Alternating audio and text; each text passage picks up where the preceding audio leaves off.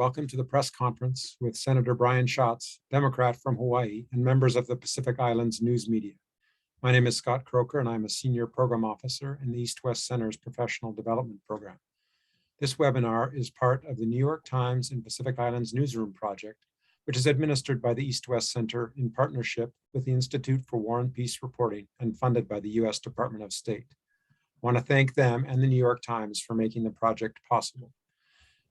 As I provided you all with the Senator's biographical information prior to the webinar, and we have a short time to interact with him today, I want to keep my introduction short. Brian Schatz is Hawaii's senior senator, having assumed office in 2012 when he was appointed by the governor to replace the late Senator Dan Inouye. He won a special election in 2014 to finish out Senator Inouye's term and won re-election in 2016 to his first full term in office. He will be up for re-election in November 2022. Prior to his time in Washington, D.C., Senator Schatz served as Hawaii's lieutenant governor in the Hawaii State House of Representatives, as the chairman of the State Democratic Party, and as the CEO of a local social service NGO called Helping Hands Hawaii. He is also a strong supporter of the East-West Center in Congress, to which we are very grateful. The senator is joining us today from his district office in Honolulu. Mahalo for all the work you do and for joining us today, Senator. Well, thank you very much for having me. I really appreciate this. Aloha to everybody in Hawaii, on the continent, and across the Pacific.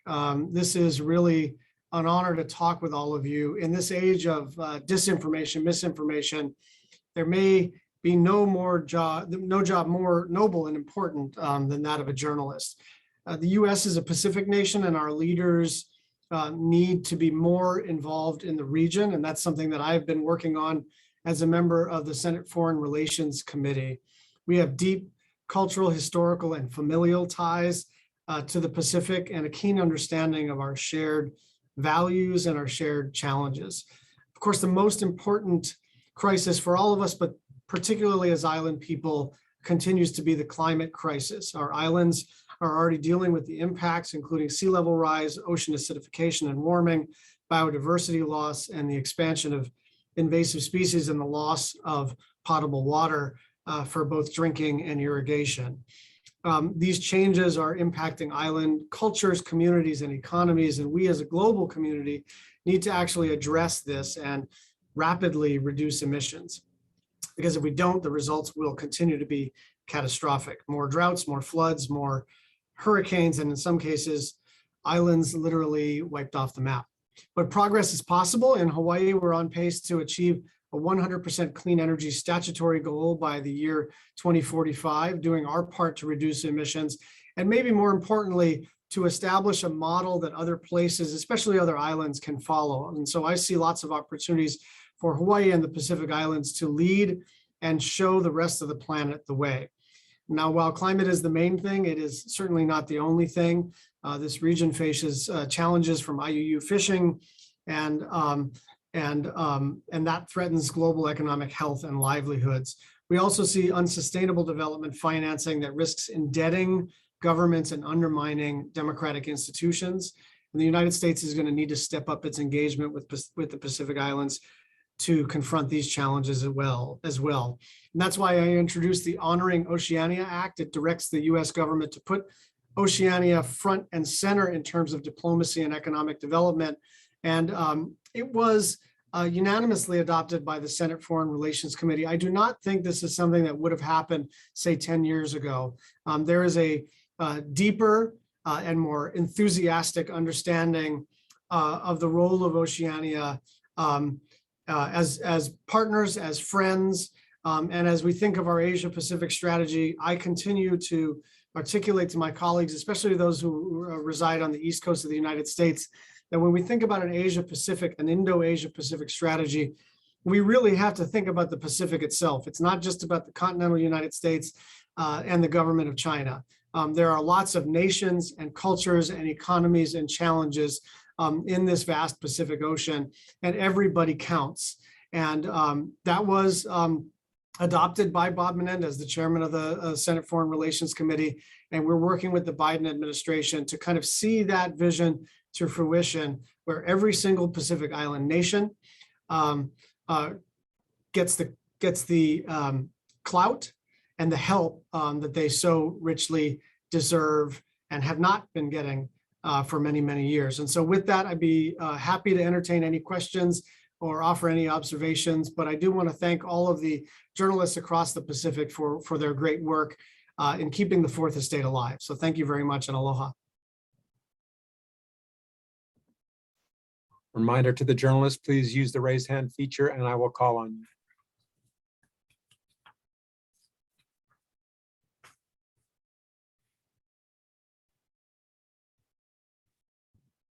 Gift Johnson.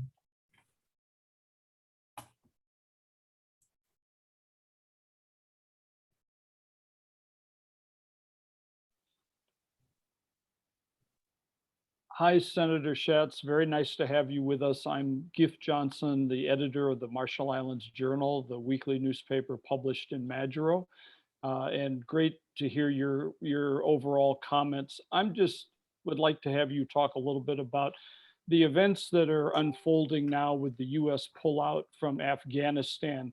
How significant do you see this in terms of affecting a U.S., the so-called pivot to this region? I mean, will it lead to, more support for the legislation that you're promoting to really see the U.S.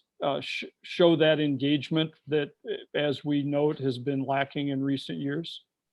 Yeah, thanks for this question. Let me say it this way. I think that the rebalance of focus to Asia is finally happening. I mean, I've now been through 3 presidents and everybody's been talking about doing it, but events have sort of overcome the objective.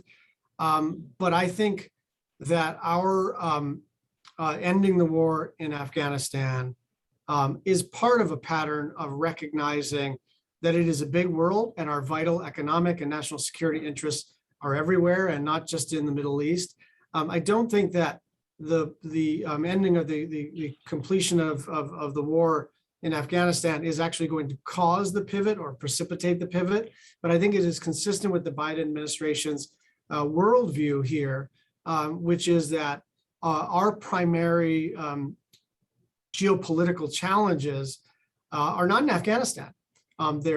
We have vital interests in the Middle East, and we're never going to cease to have those vital interests. But we also have vital interests in Asia, and it's not just about moving, Navy assets. There's a tendency when we think about foreign policy in the Asia Pacific region to think about what kind of, naval assets we've got, sea lanes, shipping lanes, the law of the sea, the South China Sea, the Spratlys, and all of that. That's a very important aspect of this, but I think we have to start with the basics of diplomacy. And the reason that we've had so many friends in the region for so long is that we've actually been helpful. And so we have to go back to respecting heads of state, to understanding what they're facing with COVID and the climate crisis and IUU and devastated economies in many, many instances, and try to be as helpful as partners and friends as possible. And then the foreign policy and even the defense policy sorts itself out because the more friends you have, the better it is. I think that when we think of our relationships as merely instruments of our foreign policy, then they end up being more difficult to be turned into an asset because it's not a real friendship, it's instrumental. And so I think we have to go back to the humility that we had in some years past, when we would sit, and I'm glad that my understanding is that President Biden has addressed a number of forums. Tony Blinken and others have been engaged. I've spoken directly with Wendy Sherman and Samantha Power. Like, they really get the importance of the Asia Pacific region, and they're not thinking purely in terms of moving military assets from one part of the globe to the other. May I ask one follow-up to this? That's fine with me. Go ahead, Gift. If I can just get you to talk about a specific issue for the Marshall Islands that is of interest, and I think of interest to you as well, as the long-standing nuclear test legacy continues to be a primary issue within the bilateral relationship, this long-term friendly, unique relationship between the US and the Marshall Islands, but remains outstanding. Do you see any interest from the Senate side to start addressing this in a more like complete way? I think we have an education process to go through. I think it is a challenge to walk people through the map of the Pacific. And so the answer is yes, but I think we have a ways to go in terms of educating my colleagues, because it is a sort of Eurocentric and Middle East centric institution. And so we've sort of put I shouldn't say it like this, but we have made my colleagues aware of the importance of the Pacific and Pacific Island nations and Pacific Island people. And now we have to get into the details, the Compact of Free Association, vaccine challenges and COVAX, climate adaptation, military bases and installations, as you talked about the nuclear legacy. All of those issues sort of flow from an awareness of the importance of the Pacific Island, but Pacific Islands, and we sort of have to start there. Thank you. Leilani Reklai.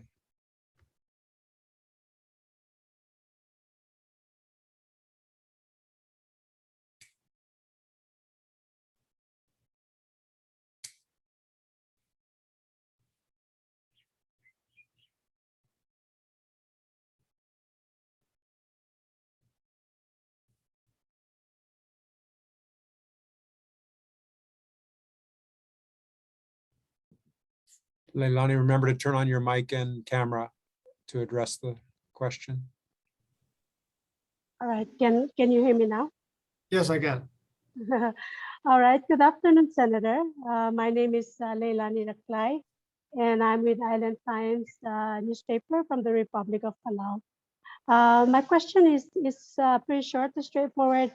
How far along is the legislation in the legislative process? Is the Senate Bill, I think it's Senate Bill 1930, to amend the Personal Responsibility and Work Opportunity Act? And what's the likelihood of that getting passed? Leilani, I'm sorry to give you an unsatisfactory answer, but I want to have my staff get back to you about the details. There was an amendment that Mazie Hirono and I and others worked on to amend PERORA, which is just an awful acronym, to include folks from compact states in Medicaid reimbursement. And that was enacted, but I don't know from the bill number off the top of my head what the answer is, but we'll get back to you hopefully within the next hour or two, because this is a knowable answer. I just don't have it in my brain. All right, well, thank you so much for that. Yes, that's the only question I have. Actually, if I may, just really quickly, I understand you are the chairman of the Climate Change Committee. Yes. You mentioned already that there are so many challenges facing the Pacific, especially many of the islands are at the front lines of the climate change impact. Palau will be hosting our Oceans 2020 early next year, and I would like to know what commitment would United States be looking to make in terms of helping to reduce the impact of climate change, and particularly to the countries in the Pacific that are currently facing this imminent danger of that impact. Yeah, thank you very much. First of all, I'm excited for you to host the Oceans Conference. I think that's going to be extraordinary, and I wish I could come, but I will very likely be in legislative session. The bill which we are contemplating passing in the September-October timeframe, the so-called Build Back Better, is going to have billions of dollars for oceans, not just the National Oceanic and Atmospheric Administration, which needs resources to do its good work, but also for a new Oceans Fund. That is not done yet. We are still a long way from actually having a law enacted, but for the first time, I think there's a recognition that, we could stop climate change in the atmospheric sense tomorrow morning, and we would still have terrible problems with a dying ocean. And so, although these problems are related in terms of what's happening in the air and the ocean, they are not the same. And we could solve one without solving the other. And there's a recognition that we're going to have to not just set aside areas where fishing is not permitted, but maybe more importantly, figure out how to generate additional fish stocks, how to save our coral reefs, and how to help communities to help themselves to manage their own resources. I know Palau has displayed extraordinary leadership along those lines, but there are going to be resources both in the domestic policy side, and then hopefully through USAID and other arms of the US government for these purposes. Thank you so much for that. Thank you, Senator. I've got a couple of questions coming through in the chat that I'll just summarize for you. First, we have a question about the Blue Pacific legislation and where that stands and what you're doing to help promote that legislation with Representative Case.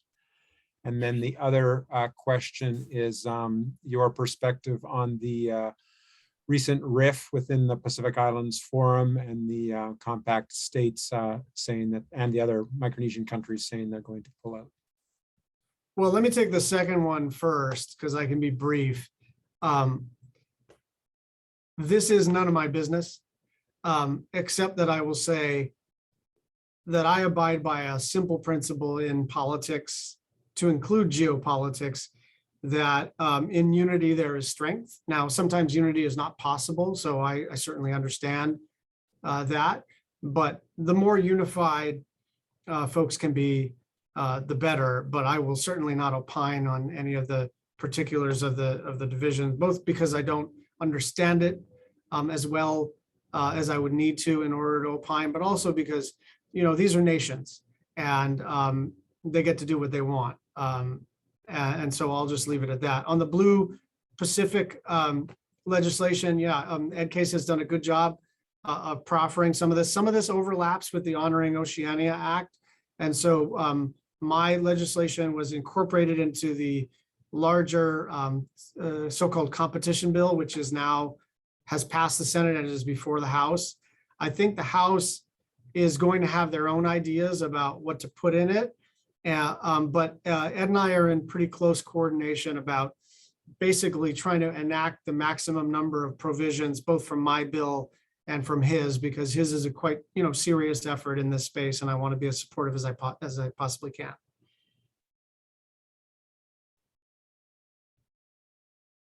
And again, I've now got a question coming in the Q&A. Going back to the Compacts of Free Association, just in general terms, what measures do you support to prioritize the renegotiations? Well, I mean, I've been pushing the State Department. It's definitely on the Senate Foreign Relations Committee's to-do list. We have, in a certain way, legislatively, we have some time, but it's the negotiations. The ratification or the inclusion in statutory law is something that we can and expect to be able to do. And it's likely not to pass as a freestanding piece of legislation, but rather as probably a part of the annual defense bill. But we've got to get to sitting down and renegotiating the terms of this compact. And, it's quite understandable that, I think it's safe to say the previous administration had very little interest, at least at the leadership level, in sort of pursuing this. And the new administration is sort of still getting itself up and running in terms of deputy assistant secretaries and the kind of people who need to lead this process. But we've been pushing as hard as we possibly can to get this thing going, because this defines our relationship, at least as it relates to specific federal law, on a going forward basis. And a sort of follow-up question to that is, like to get your response to potential criticism that the U.S. now is only really renewing its attention to the Pacific Islands because of China's engagement in the region. Oh, I think that's a legitimate criticism. You know, I think it's a good reason to be, anytime you have a near peer adversary that is growing in strength, both formal strength, economic and military power, but also in soft power, making friends.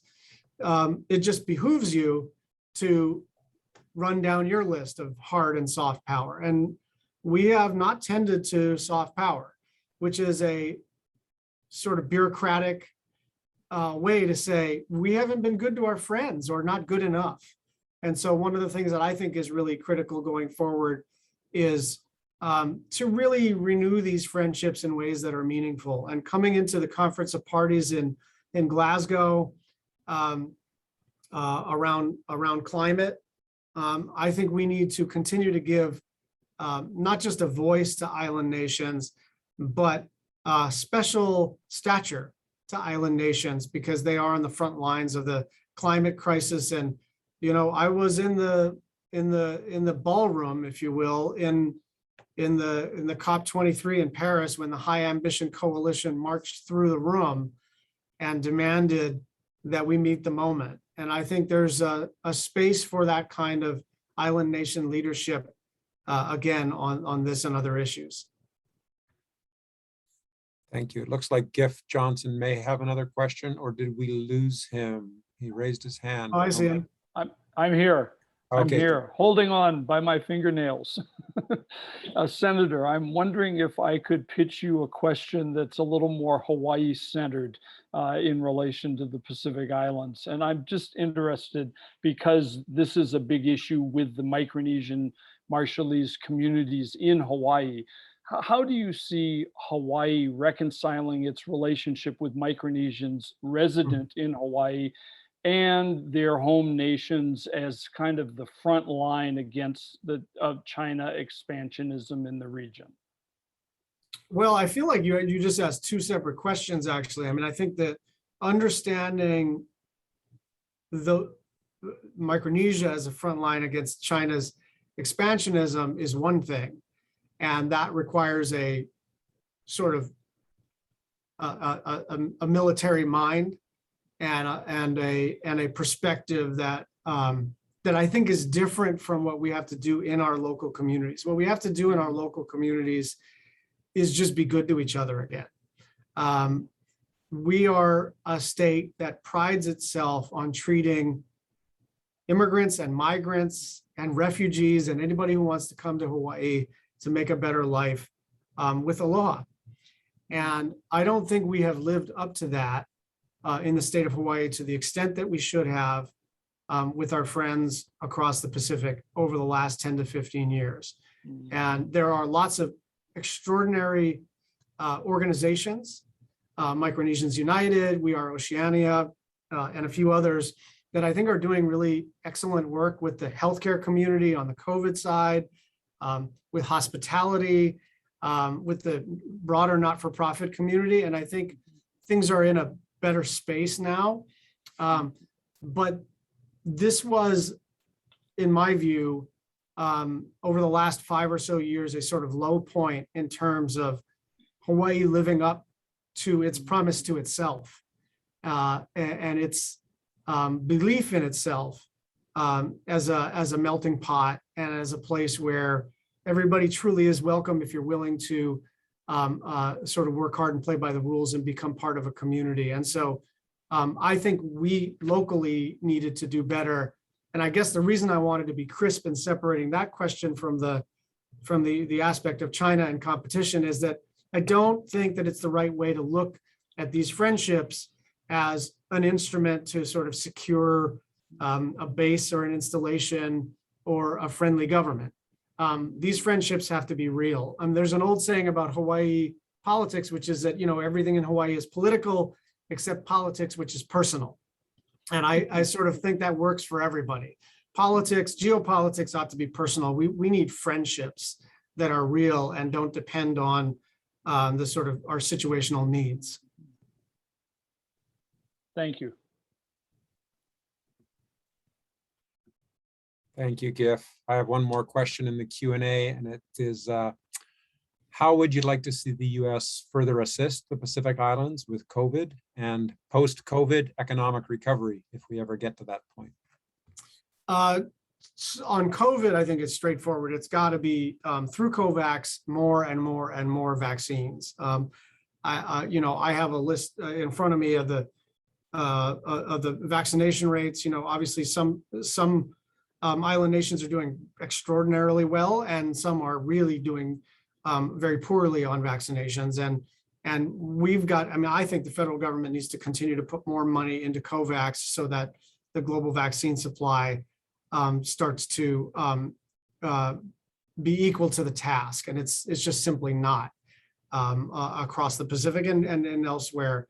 And then I think in terms of economic development, climate adaptation, climate action, climate mitigation is an economic development strategy. All of these nations are going to need investment in hard coastal infrastructure, in fisheries management, in ports, in aviation, in agriculture. And some of these are going to be climate action strategies as well as climate adaptation strategies. And so I think you're going to need money for all of those things. I'd also add that one of the things that's been extraordinarily, fulfilling for me as I'm both the chairman of the Senate Committee on Indian Affairs with jurisdiction for Indian tribes, Alaska Natives, and Native Hawaiians, is that as we think about climate and climate solutions, it's not just thinking about doling out money to communities that are harmed. It's also talking, especially to Native people everywhere who have a tendency to know better how to manage their own resources than so-called experts from the East Coast of the United States, to actually have them tell us what they need, but also tell us what we ought to be doing, what kinds of solutions, what kinds of natural infrastructure solutions work that they've been employing perhaps for hundreds of years, that the rest of the world can learn about and then scale. And so I don't think this should be a one-sided conversation about resources flowing. It should also be about expertise flowing from these island nations to decision makers in Washington. And I think that's a paradigm shift that is going to take a while to accomplish, but something that's important to me. Thank you, Senator. I see that we're coming pretty close to the end of our time. So I wondered if, I don't see any other hands up. So I wondered if there's any last words you'd like to share with the group before we sign off. Well, just I really appreciate all the work that all of you do, the curiosity, the commitment to your islands. I share it, and I want to be in contact, and I want to sort of take that responsibility to represent these views to the rest of my colleagues who are open-minded about these issues. But I think it's fair to say, don't wake up every morning thinking about island nations in the Pacific. So somebody's got to do it, and that's on all of us.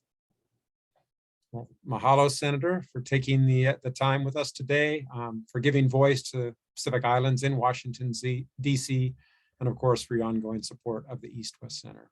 Have a great day. Thank you. Aloha. Aloha.